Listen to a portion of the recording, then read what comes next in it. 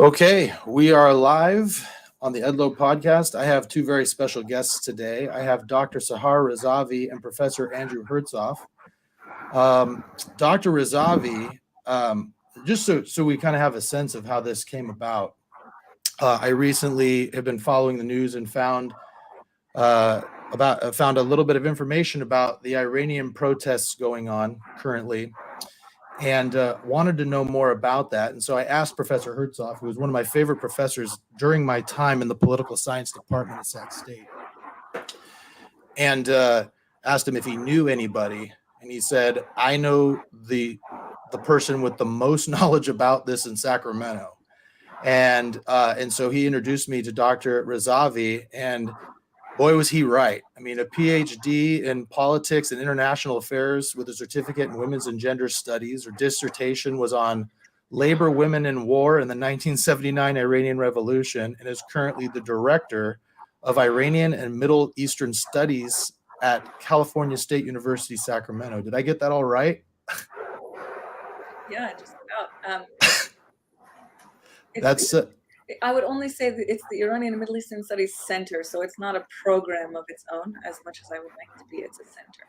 Got it. Well, that's incredibly impressive, and you've obviously devoted your life to this area, this region, and particularly this topic. So I think that's great. And then, of course, Professor Hertzoff. He's from the Department of Political Science, who specializes in political theory.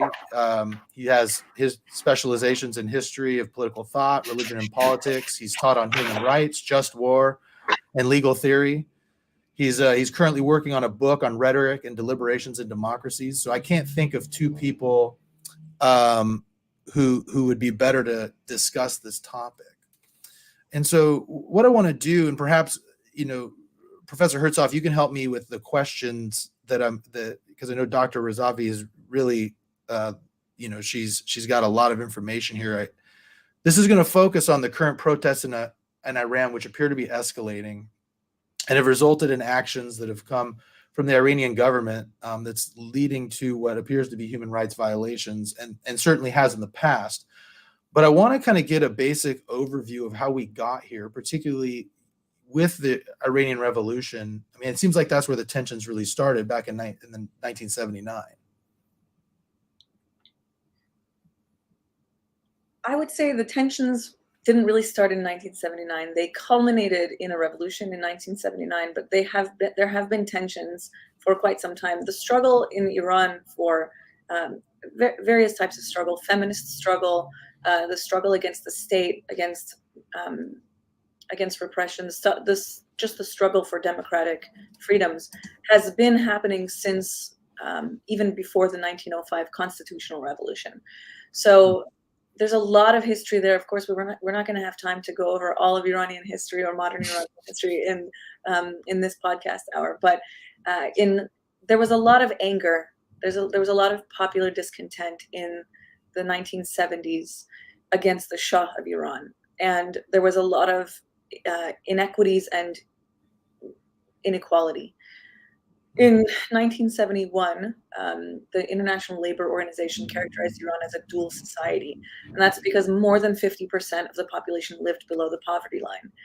The Shah had instituted some reforms in the 1963 so-called White Revolution. There were some land reforms, there were some social reforms, but at its core, the 1979 revolution was a broad, grassroots, mass-based expression of anger against the Shah for essentially what was viewed as self-enrichment for himself and his friends and his top 1% social class, socioeconomic class, and a lot of languishing and poverty for much of the rest of Iranian society. So in 1979, the revolution was not a surprise for a lot of Iranians, but it was a big shock for the U.S. and UK governments. They didn't see it coming. In Iran, people have been well aware for quite some time, not just about the kind of disparate treatment of various groups, but also the Savak, the secret police that the Shah had set up in the wake of the 1953 coup d'etat against Mohammad Mossadegh, who had nationalized Iranian oil, the repressive environment, the repression of student movements, independent, autonomous feminist groups, labor groups, etc. All of that had resulted in a pretty contentious environment that resulted in the 1979 revolution. So just so I can ask a quick question here. So it sounds like this grassroots revolution has a lot of similarities, and maybe you can correct me on this, to some of the same issues that are going on right now. Sure. I mean, you're talking about feminism, you're talking about oppression, secret police. I mean, what we hear here in America is very similar. People being political prisoners, people, women's issues, human rights violations. And I know that, as a result of this, and you're probably going to get to this, but as a result of this, Iran has kind of become a theocracy, almost like they traded a crown for religious leaders instead. Does that sound accurate, or am I off base? I think it's definitely it's an astute observation. I think that there are significant continuities between the pre-revolutionary system and the current system. In fact, the revolution of 1979 is just widely known as a revolution, a very significant one in the world. But there are some scholars who've argued that it was a sort of a neoliberal bait and switch kind of revolution, where certain groups were traded for others, and in terms of the leadership, but that the society and the distribution of power and resources remained largely unchanged. For example, Arash Davari, who I think he just went to University of Minnesota, if I'm not mistaken, but he was at Whitman College in Washington State for a while. He wrote about this. There are people who certainly have argued that. In fact, it's interesting.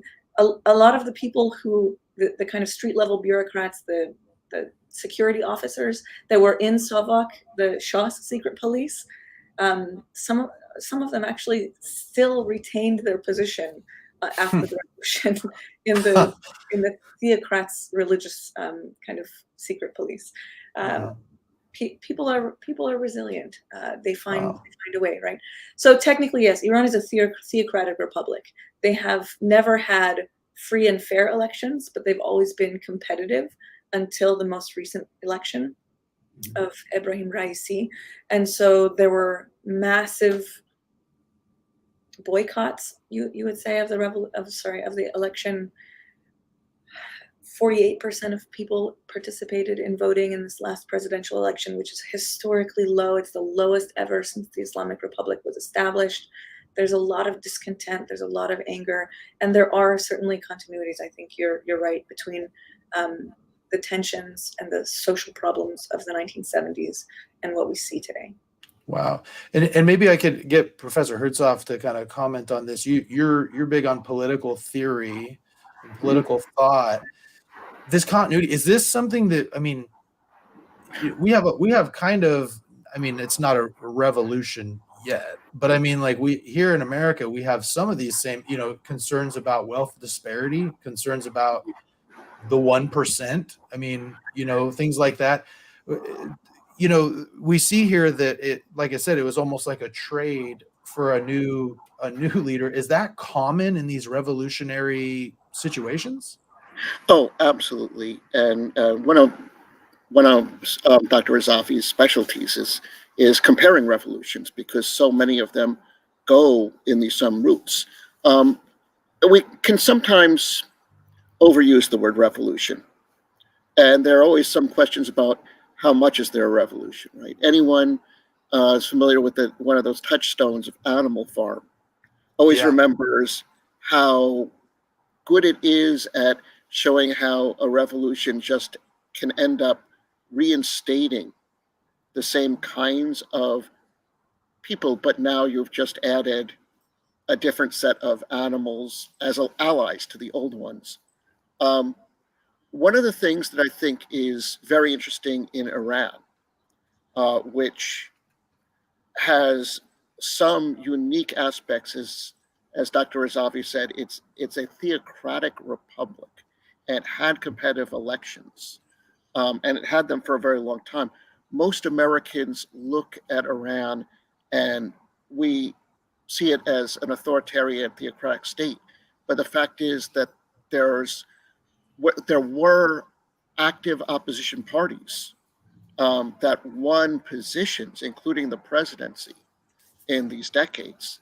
And that's a fairly unique thing, but was always combined with an apparatus that left final control with non-elected religious authorities. And I think in the last few years, and Dr. Razavi can correct me on this, there started to be a crisis, at least at the very top, as to how much they could continue to allow opposition without losing their grip on ultimate power. And so they have been more inclined to authoritarian moves that are going to dismantle what there is of those competitive elections, those limited freedoms, and that's gotten something of a backlash. One of the things I'd be interested in discussing is how the youngest generations in Iran right now, it's like many Middle Eastern countries, a fairly young country, average age-wise, how they feel growing up, because the movements, the rebellion, the protests, whatever we're going to call it right now, if you see the pictures of it, which Iran has been trying very hard to keep off of the internet, the first protests are very young. The later pictures, you start to see older Iranians joining them, but there is a sense at which this is a Generation Z and a millennial movement. What's going on in the last few years, because they're growing up not with the baggage of the 1970s, but with the baggage of everything that's happened since 1979. That's interesting. Yeah, and that's one of the things that I've noticed, in the things that I've read and things that I've observed. The people who are protesting were not alive during the revolution. They didn't really have a say in it. So here all they're seeing is one article I read, I thought put it very well, when it's like the grandchildren rebelling against their grandfather's religion. And not that they're not religious themselves, but they want more rights and whatnot. And I just don't know much about the specifics of a young Iranian's life, and what those tensions really are. You hear broad things in America of human rights violations, and you hear things about issues with hijabs, if I'm saying that right. Hijab, is that how you say it? How they wear it? Am I saying that correctly? The Farsi pronunciation is hijab, but Iran is not the only place. Farsi speakers aren't the only ones who wear the head covering. So that's sure, but that's how this one started, right? It was a woman who was arrested for not wearing it properly. Is that correct? So there was a woman by the name of Mahsa Amini. Mahsa was her Persian name, but she was a Kurdish Iranian. Her Kurdish name was Jina. She was detained by the Gasht Ershad, which literal translation is guidance patrol, but normally the way that, the typical name that we see in public reports is morality police, for allegedly improper hijab. Now, the interesting thing about this accusation of improper hijab is that it really just gives a massive amount of power to street level bureaucrats to decide what is improper and who should be detained for it.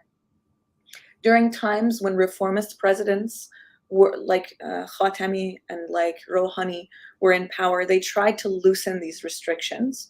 And what ended up happening is that these morality police got a lot of pushback in certain times. There would be arguments, there would be fights. It wasn't just a kind of one-way clobbering. There would be, it was a site of contention between women that they were trying to detain for improper hijab and the morality police themselves.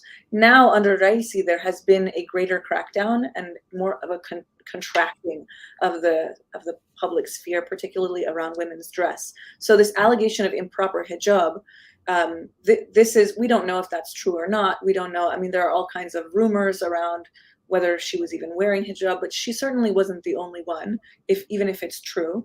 And even if it's true, that is not a capital offense that's punishable by death. So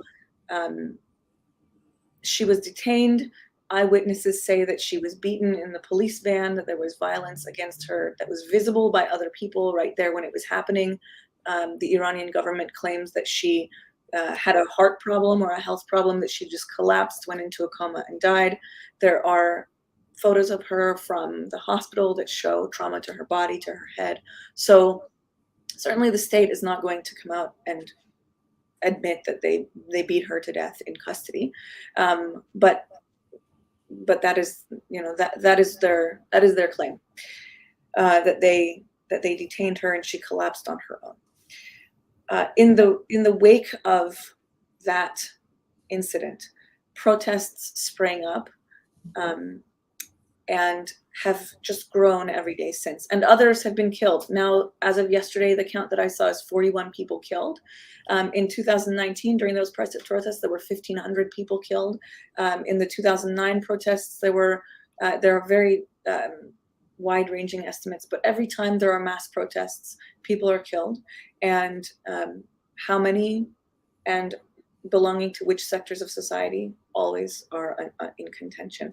A number of security forces have also been killed. There are videos that have been put online of people in the streets attacking Basiji, who are one of the several kind of security forces that they have.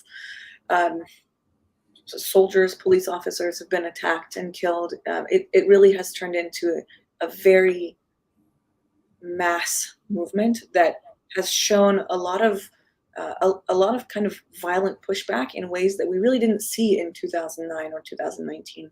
Yeah, that was one of the things I really wanted to touch on. Was I remember when the Arab Spring happened, and I remember, at least in news and things like that, people were kind of excited about the prospect, and then it got shut. I mean, it got repressed, right? And then we saw these protests in 2019. And again, that was the first time I think that we heard of a country just straight up shutting down the internet, and then next thing you know, a bunch of people are dead, right? And what's different about this one in your view than those other two? Is there? I mean, there's some similarities. Is it just broader? Is it just that finally tensions are bubbling over? What would you say is different now? It's an excellent question. I think in 2009, the protests began as "Where is my vote?" It was a procedural grievance. It was very much a sense of having been denied their rightful place at the table, because they said their votes had been stolen. And then over time, over the next several weeks, then we started to see grievances and chants against the government itself, against the regime, against the system of the Islamic Republic. But it didn't start out that way immediately. In 2019, the grievances were economic. There were fuel shortages. The inflation was already a big problem, and it's even a bigger problem now. There was a sense that people had been made promises that were not kept, and that the economy was languishing, and it certainly has been. There's a serious economic crisis in Iran right now, and there has been for quite a few years. And it's just the government has been trying to address it and not doing a very good job at addressing it. But the grievances began as economic grievances, and they largely stayed as economic grievances. Even the questioning of the government's legitimacy in the circles where it was being questioned was about the government being unable to provide for in political science terms, it didn't have adequate capacity to meet the needs of the people. These protests from the get have been questioning the legitimacy of the system of government itself. The get, the chants have been against the system of the Islamic Republic, against the supreme leader, it's not just economic or procedural, political. It's about this government is itself not adequate and not representative. And the anger that has been bubbling over for quite some time has manifested in this way. for a number of reasons. And I think it's important to highlight what you've already mentioned, the both of you, that protesters are young, the people who are in the streets don't even know what it was like before the revolution from personal experience. They know from stories, but they weren't alive during the 1970s, and they've never lived under any other kind of system. And so I think that in some sense the government has relied on that for normalization of their system as the normal, natural, intuitive one. But people are not isolated. People see and know, and they're very active. They're very aware politically in Iran. So it is not easy to suppress that kind of movement. It is not easy to suppress people's anger. And it's especially not easy when there has been concentration in urban areas for quite some time. And those in urban areas, people live in close quarters with each other. Yeah. People work in close quarters with each other. And that's very difficult for governments to stand in front of. Right. And Professor Hertzoff, maybe I can come. Oh, go ahead. Sorry. I was just going to ask about that geographic concentration, because Iran, like many societies, but Iran's got some particular aspects to it, is very urban-rural divided. The religious authorities have a much stronger base in the rural areas, and the 2008 and 2019 protests, but particularly the earlier ones, the Arab Spring ones, were very Tehran-centered. But my understanding is this is much broader and not as restricted to the urban side of it. Is that? Sort of. Each one of these protests has become more and more broad. So in 2009, it was in the major cities in Tehran, Isfahan, Shiraz, Tabriz. In 2019, it was broader than that. It was in the major cities, but also in kind of medium-sized cities and towns. And then now it's very broad. It's in basically every moderate-sized city or above across the entire country, and even among sectors that you don't often see participating in these movements. And I also want to mention that the movement is being lent legitimacy by certain people that we haven't usually seen even participating. For example, there have been religious figures who carry significant weight in much of Iran who have issued statements publicly saying that the morality police is not, according to Sharia law, it is not actually justified according to the scripture, to the Quran. So there has been some challenge about the validity of even the existence of the morality police or the guidance patrol.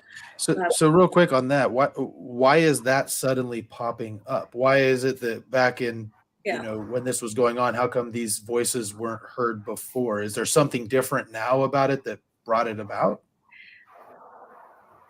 My read on this is my personal read, so take it for what it's worth. Every system, when it's challenged, it has to decide, and it's not a person to decide, right? It's not a black box. It has people, processes, institutions within it. But let's just, for the sake of the argument here, for simplification's sake, let's just say every system has to, when confronted, it has to either adapt or yield, right? And in adapting, it could be yielding, but adapting could also mean violently repressing. Depending on who has been in power over the years, when confronted with mass protests, Iran's system, like every system, has either repressed or yielded.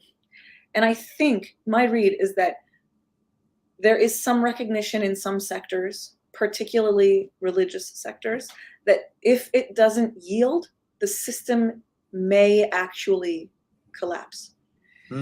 So this is my read on it, that I think that they are those people who are now offering these interpretations of Sharia law that are questioning the legitimacy of the existence of the morality police to begin with, which exist in many Middle Eastern countries, by the way.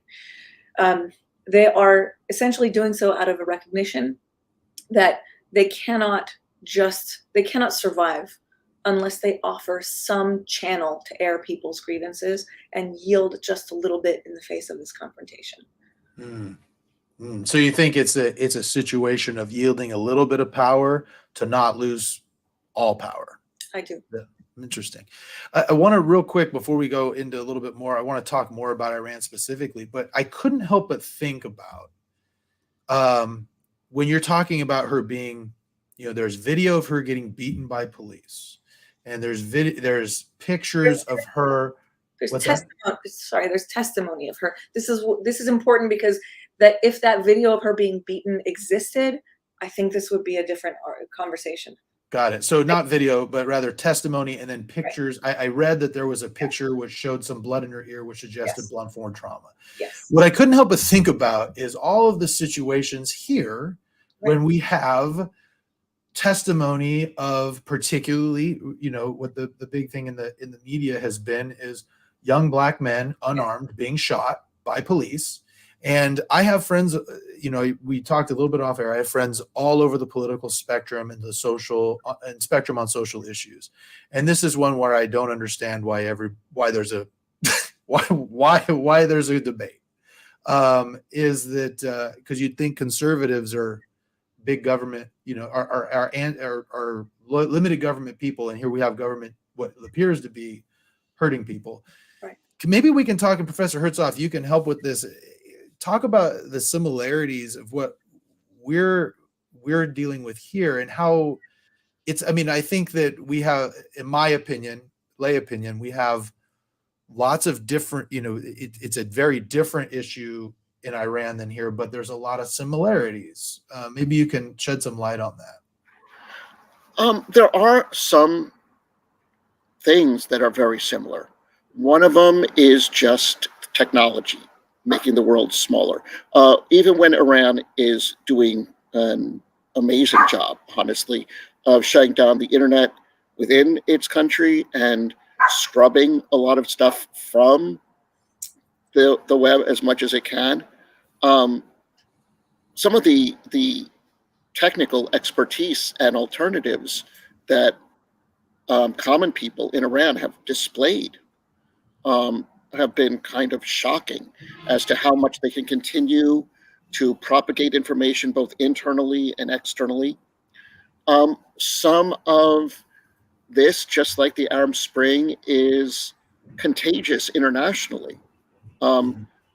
Injustice or things that spark injustice frequently come from seeing comparisons of images. As Dr. Razavi has said, the more the video is undeniable, the stronger the conversation changes. But to get to the issue of what exactly that conversation is, both here and in Iran and every place when it comes to government power, at least some of the question has to do with the fact that there's a famous video piece of a supporter of Trump who complained early on in his administration that he was not hurting the right people.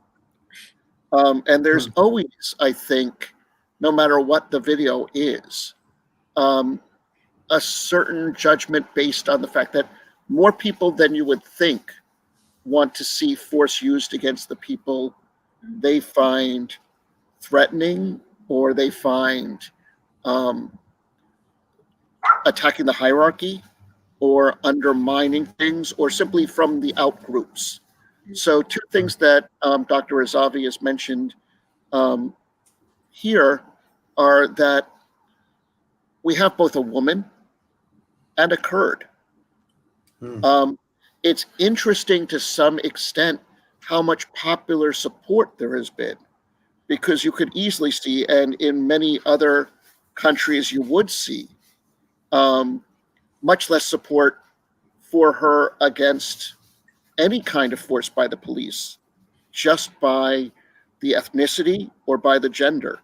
You're going to find in a lot of places, Iran, at least part of this is cultural. I mean, you'll occasionally see on the internet someone putting up photos of what Iran looked like before the Iranian Revolution. because especially in America, we don't have a good sense of that, but it was what we technically consider a very secularized, modernized society.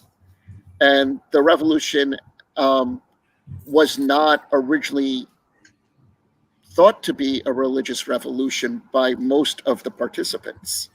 It was the post-revolutionary jockeying for power that ended up centralizing religious power and a religious identity as the eventual meaning of the revolution, as opposed to what many other people had started out with. That's one of these things that typically shakes out in revolutions. And I think that comes back up in this, because even after having grown up post-Iranian Revolution, and Dr. Razavi can speak better about this, they're growing up in families that themselves had secularized cultures, frequently contacts outside of Iran, and which had never particularly found the religious fundamentalism as something that they themselves subscribed to, but that they had to suffer with. And that's continued generationally. Yeah. I know that one thing that I see here, and I question often, is we see these videos and these pictures of similar things, and then there's all these people that go, well, that he must have done something wrong. It must have. Is that going on with regard to this issue? It doesn't. I mean, we hear there's a lot of people who are protesting, but are there people on the other side going, well, she must have done something wrong? Kind of similar to what we see sometimes here, or do we know? Yeah, there are people certainly who are trying to just. I mean, you certainly you see it online. There are people who are trying to justify it. They're saying that she wasn't wearing a hijab. She was wearing improper hijab. She should have known better. She shouldn't have argued. She shouldn't have. I mean, it's the standard. She should have complied line that we hear all the time. What I find interesting, sorry to interrupt you, but what I find interesting about that is I bet a number of people who would say that in these circumstances we have in America will see this in Iran and be like, well, that's garbage. You know what I mean? And they'd be on the other side of the issue because of the nature of the human rights violation that we're talking about. Is this just human nature? I mean, I sometimes wonder, because I just go, I don't know where the logic comes sometimes when people do these things. Do you think it's just human nature, or maybe it's just too broad for us to even figure out in this podcast? It might be, but I think it's far easier for most people to see problems like corruption, for example, that are really everywhere to varying degrees. It's really easy to identify over there. Yeah. Right. It's not so easy to see it when you're a fish swimming in water. Right. Like, right. I've been teaching my students this for years. When we talk about corruption and mismanagement, the first thing that comes to mind for most of my students is they see faces of people on other continents, right? Think about it in terms of what we have in the United States, the levels of corruption, mismanagement, misallocation of resources, nepotism, all sorts of problems that we have here. And it's not because they don't think that it ever happens, it's that they don't identify it. It comes into starker relief, and some of that is Orientalism, and some of that is just lack of education. Some of that is normalization of some of it is justification. It's the devil, right? So yeah. That's a much broader question. But Dr. Hertzoff did bring up, and you brought up a couple of things that I'd like to address. Unless do you want? I don't. Am I? Oh no, go ahead. No. The ethnic component there, that Amini was Kurdish Iranian. Certainly that matters, but I think that it matters differently in Iran as compared with in diaspora. In Iran, the Gasht Irshad, the morality police, they don't stop at the border of Iranian Kurdistan. They didn't target her because she was a Kurd. This happens to Iranian women every day, everywhere. They don't all die, but they are detained by these people, by these morality police, every single day. And they get fined. They may be detained for few hours or a few days or a few weeks, and this is a constant kind of surveillance and repression mechanism that happens to all Iranian women. And inside of Iran, there is a broad sense of solidarity between Iranian women and men, cross-gender, cross-generation. In diaspora, however, we have seen several reports of Persian, the ethnic Persian group, which is the dominant group in Iran. In diaspora, there are Persian groups who are kind of trying to drown out the Kurdish chants of Kurdish Iranians. Or Kurdish, sorry, what do you mean by diaspora? Diaspora means anybody outside of that country who is of that origin. So I'm part of the Iranian diaspora. My parents, anybody who's outside of that country that has that country as the origin of their family is considered diaspora. Okay.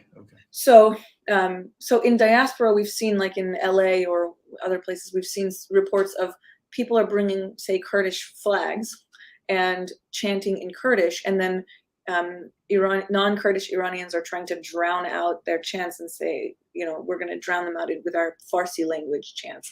Or there's some kind of tension, some ethnic sectarian kind of tension that is being drummed up by just a very small splinter of diaspora Iranians. That is just not the case in Iran. In Iran, they feel, they understand on a visceral level that the conflict is between the state and women. There are people sort of trying to make it into an ethnic, identitarian, sectarian conflict in Iran when it just isn't. So that's something that I wanted to point out. The other thing I wanted to point out is that I was emailing with a friend and colleague maybe a week ago about this, and I mentioned that I think that every time there are protests in Iran, we do get some coverage in the West, depending on what it is and how how the media flows are happening at that time here. But I think that this one has become much more prominent in media coverage in the United States, with even B-list celebrities that aren't connected to Iran, like Leah Remini, are tweeting about it. I think it's become so prominent because in a Black Lives Matter era, where we have seen videos like George Floyd being killed, and we have seen mass-based protests, just mass movement of people that we had not seen prior to Black Lives Matter in the same way. Western audiences understand police brutality in a different way now, and what's happening in Iran has become legible to Americans in a way that it wasn't before Black Lives Matter. Oh, interesting. I think BLM has provided a lens for Americans to understand police brutality in Iran and in other parts of the world in a way that they can relate to and connect with much more strongly now than they could before. So whereas Americans may have seen the protests as some kind of outgrowth of some innate Iranian lack of democracy, or even some kind of democratic deficit that they attribute to being Muslim or whatever. These are Orientalist tropes that we've heard over the years, right? Rather, this time they are seeing anti-government protests in this lens of anti-police brutality on the basis of their sex, but here race, right? Mm-hmm. Well, and I'd add to that whole idea that what we're seeing fits within narratives that Americans do actually more commonly hear about themselves. There's also, in the last few years,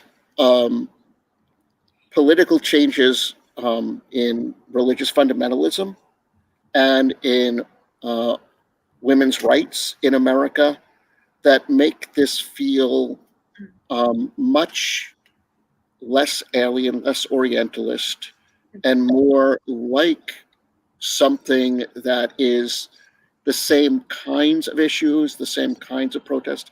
Obviously, there are severe differences between them, but I think it's the sense that there is something very similar, right? That you can take the narrative of The Handmaid's Tale, and you can understand things happening in the West and things happening in Iran and things happening in other countries as well, and see very similar experiences, very similar threats, and very similar attacks on the idea of female autonomy and safety. You know, interesting though, as I sit here and I think about this, I think about, so, you know, you see a mass protest in Iran, and you see these young people fighting against police, and I could see a lot of people who would be like, yeah, go for it, you know? Whereas a lot of those same people, when they turn on CNN or Fox News, depending on who you get your news from, and you see young people fighting police here, they're like, nope, don't like that. You know, is that what you mean by Orientalism? I'm not familiar with the term. Does that mean like you're well oriented here, but you're not as well oriented there? So you're kind of, I mean, I don't understand what that means. I assume, but sorry, no, sorry, I should have stopped to explain the term. So Orientalism is it's a lens. It was written about. Edward Said was the one who wrote the book in 1978 called Orientalism. He was an academic, a Palestinian American academic who died in the early 2000s of cancer.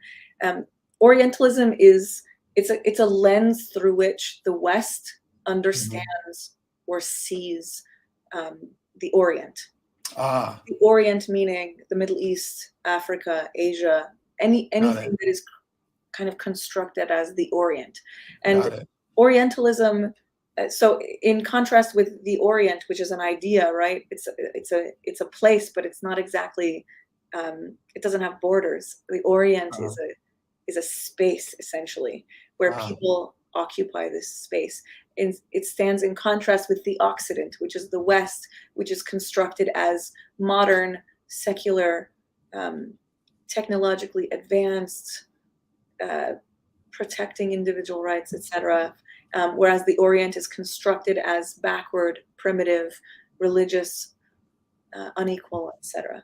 And so Orientalism is this lens that kind of flattens the differences between people. It constructs all of them as the same, or suffering from the same kind of problems, which it assumes to be innate, which is why assumptions about, you know, we've seen in policy circles and also in popular culture, we've seen the argument advanced that Muslim majority countries, quote unquote, aren't ready for democracy, for example. We need to bring them democracy. These are Orientalist kind of ideas. Right.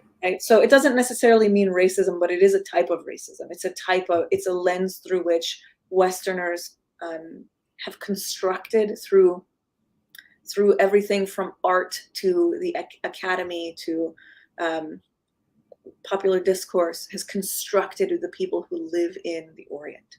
Got it. And how much of that, so you're saying, it sounds like you're saying because of the issues we're having here, we relate much more to the issues, particularly when it comes to this specific issue. More people in America relate to what they're going through because of what we're going through here. Is that accurate? Right. Got it. Okay. So we've talked about, I'm sorry, did you have something, Professor Hertzoff, that you were going to add? I was just going to say, in response to your question about, well, what about those people, for instance, in America, in Britain, France, who will look at this and cheer on Iranian protesters fighting police forces and yet be appalled by that kind of action in their own countries. I think that there's always going to be some question about whether or not you sympathize more with the group that's protesting or with the government that's being protested. I mean, we certainly saw in America after, say, January 6th or during the protests against pandemic restrictions, that many of the people who had said that BLM or Me Too protesters or other protesters were, dangerous and whatever the police did to them was appropriate, suddenly became very concerned about Right. corruption and violence by the police, and vice versa. Yeah. There are a number of people who suddenly became fans of the very kinds of police tactics that were deployed against protesters, which they deplored as fascism. It's very hard, and I think that's part of what underlies the human tendency to things like Orientalism. It's very hard for us to not skew our perspective on what is right or good or just without it being affected by who we think we are and where we'd be in the situation we're watching. Who do we sympathize with? Oh, that makes sense.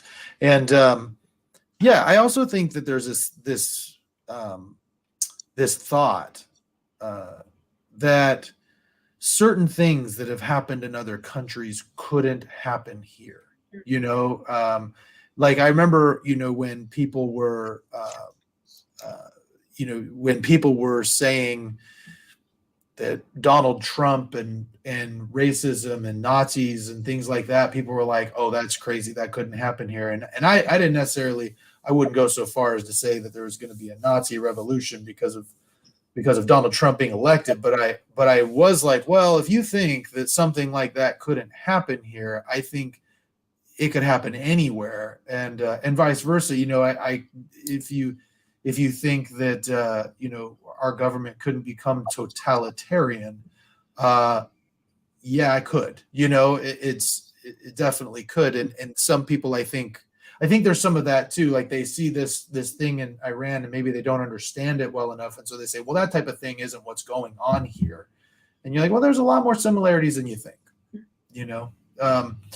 What I want to spend the last few minutes we have together talking about is, as I mentioned before, got a lot of friends and listeners from various backgrounds. I have conservative friends, liberal friends, friends of the LGBT community, different races, religions, but most of the people that would listen to this are almost exclusively American. And undoubtedly, there's going to be a few listeners who are going to say something to the effect of, this doesn't really concern me. We have our issues too. We can't concern ourselves with this, or maybe even on a personal level, they might say, yeah, that's terrible. What am I supposed to do here in California or wherever they're at? What would be your message to those individuals who are saying that? I think the difficulty there is that they're not wrong. Mm-hmm. They're not completely wrong, right? I mean, Mm-hmm. I'm Iranian American, and I feel very much like I want to be doing so much more than I can do from Sacramento. So I think one of the difficulties, one of the challenges faced by people who want to support movements around the world is that our systems aren't really set up for that kind of solidarity.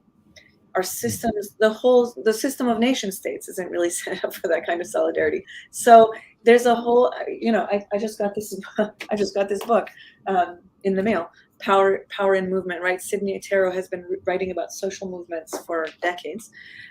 One of the problems of social movements is how to connect with people transnationally.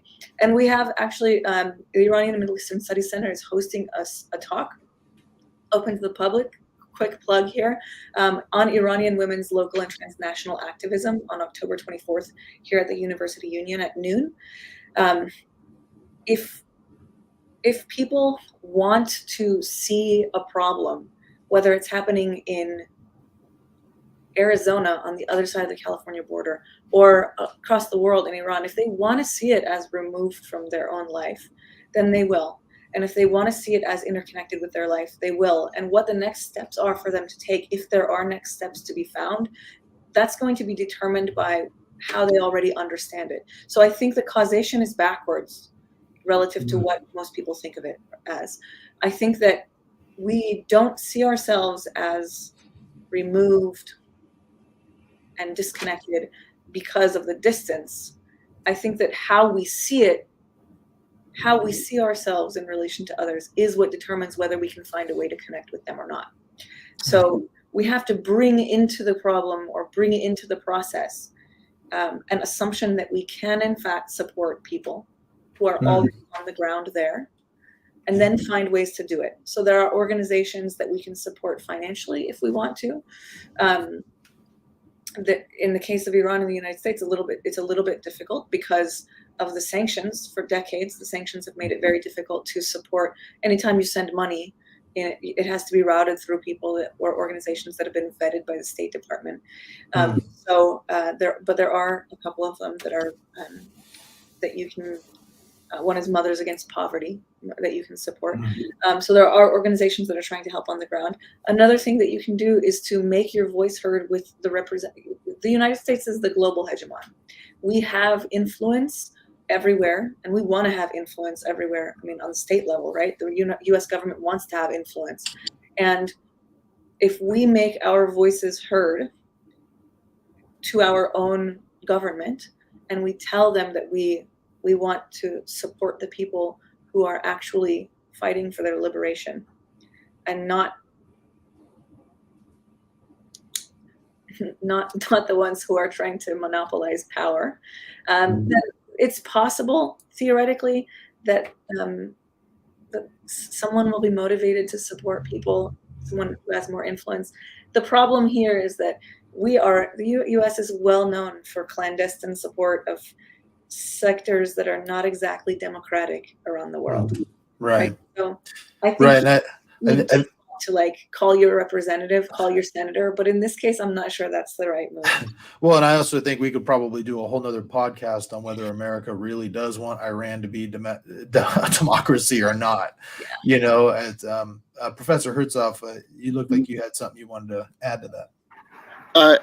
I would really leave most of the last words with Dr. Razavi, but I'd agree with the direction that she was going there towards the end. It's very difficult because not just do we have limited access, and it's not like we have a lot of support or connections to the Iranian government to pull at this point, but also the movement. It's not clear that there's even a central organization to the movement. If there is, it's being kept fairly well under wraps. Right. But it's very clear that they do not want to be seen as American or Western supported, that they want to be indigenous. Yeah. They want to be autochthonous, that's coming out of the Iranian people themselves. And I think that's been a major problem with revolutionary movements throughout the world.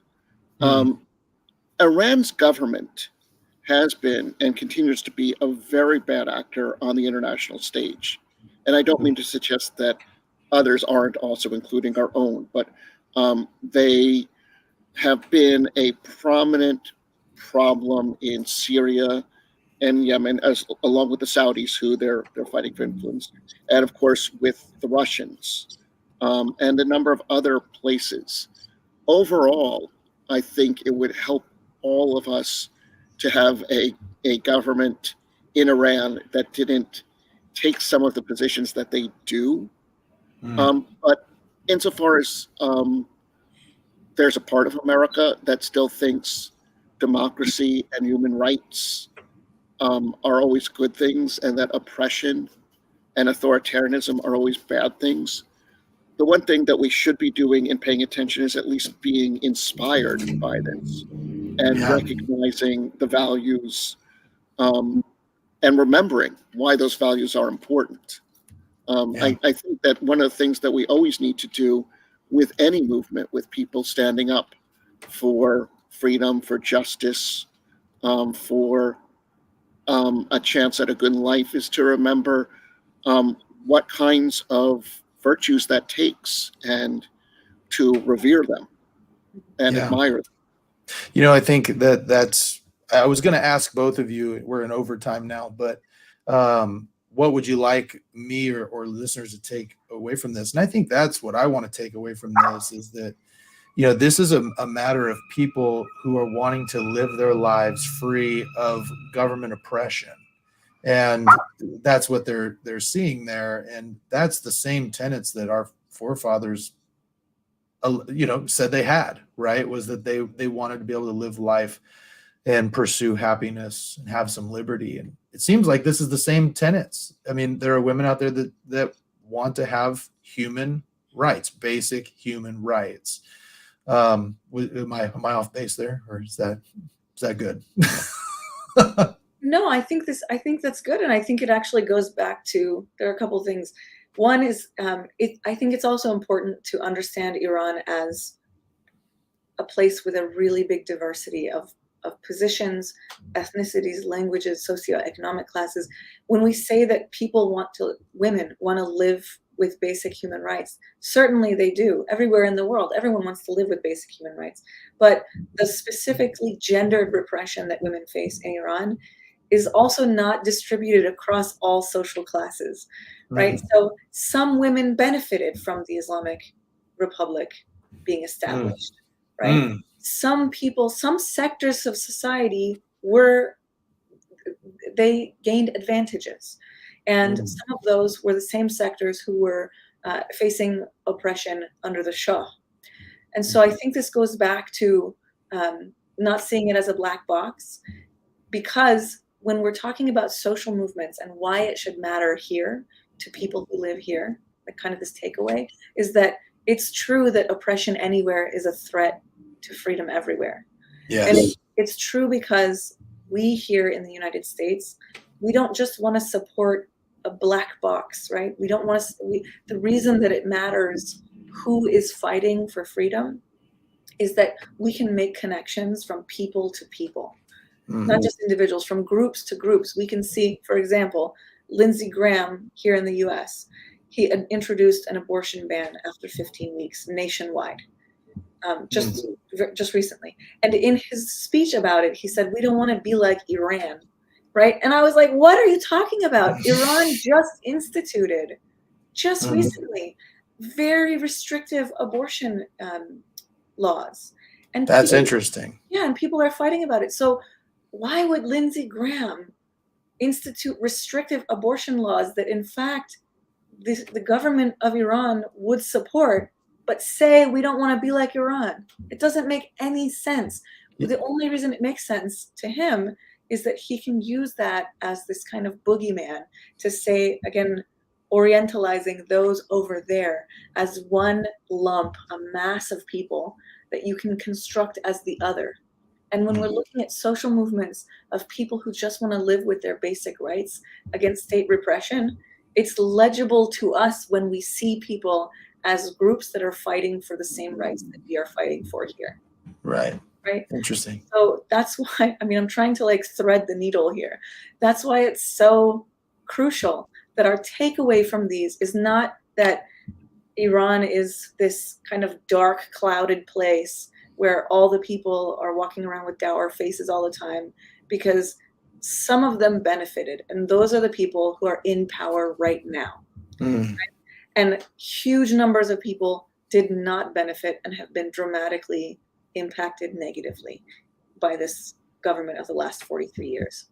Wow. In the early 80s, the mandatory hijab law was initially introduced. There were mass demonstrations in the streets on International Women's Day and beyond, and the clergy retracted the mandatory hijab law, and they said, okay, we got it. And then they reinstituted it in 1983. Mass movements work. Yeah. Mass movements matter. And if we connect our struggles to those struggles, and we are connecting movement to movement, rather than let's help these people liberate themselves because we're so good at liberating ourselves, then I think it's going to be a lot easier to support people and have that be a reciprocal relationship where we're supporting each other. There were protests in Iran supporting Black Lives Matter after George Floyd was killed. Wow, I did not know that. That's interesting. There are murals of George Floyd in Palestine. Did you know that? Wow, I didn't know that. It's a global movement. People, the relationships are reciprocal. Right. Wow. And so I think we need to see these movements as connected. And I think we need to see our struggles as connected with their struggles, because states are repressive. Patriarchy is repressive, and it looks different in different parts of the world. But that doesn't mean that it's there. It's not a binary thing of they have that and we don't. We all have that, but it looks different, and our struggles need to be driven by the people who are on the ground in any particular place, and we need to support them, and they need to support us, and that's how we can connect with each other. Wow. Yeah, I feel like we could go on for hours on this, but I know you guys both have places to go, and it's clear that you've both dedicated your life to these issues, I know it's personal to you, and you have a passion for it, and it certainly carries through in the way you guys discuss it. So I'm really grateful that you were willing to come on and kind of educate me and educate the listeners on these issues. And let's hope that this brings about the change that they were hoping for years, even back in the Arab Spring, and probably even before. So let's hope that happens. So again, thank you, Dr. Razavi and Professor Hertzoff, for coming on. I hope I can have you guys back. We could talk about all sorts of political things. I really enjoy conversation about these things that are not arguing at each other and calling each other names. So hopefully we can do that again. So thank you both for coming on. Really appreciate it. Absolutely. It was my pleasure. I'd love to be back. Great. Thank you. Okay.